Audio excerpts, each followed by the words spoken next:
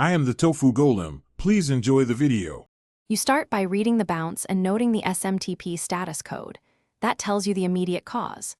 Next, check mailbox quotas, disk space, and authentication so delivery isn't blocked.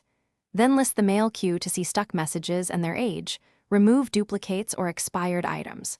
Once done, tag critical messages for manual retry and capture the exact error text so you can target DNS, routing, or local policy fixes without guessing.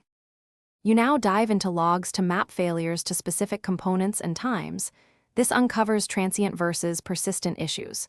Verify MX and DNS records and check SBF, DKIM, and DMARC so recipients don't reject mail.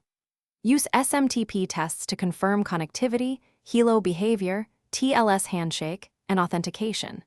If you find deferred delivery, clear or requeue messages selectively and fix the offending config file. Then reload or restart the mail service to apply the changes, so the pipeline. You finish by sending targeted test messages and checking full message headers to confirm the route and authentication passed. Make sure to monitor queues and logs for the next 30 to 60 minutes to catch any recurrence. Once green, inform users of the resolution and note the root cause for future reference. If problems persist, use this troubleshooting tip. Connect via Telnet or OpenSLS client to the recipient MX and reproduce.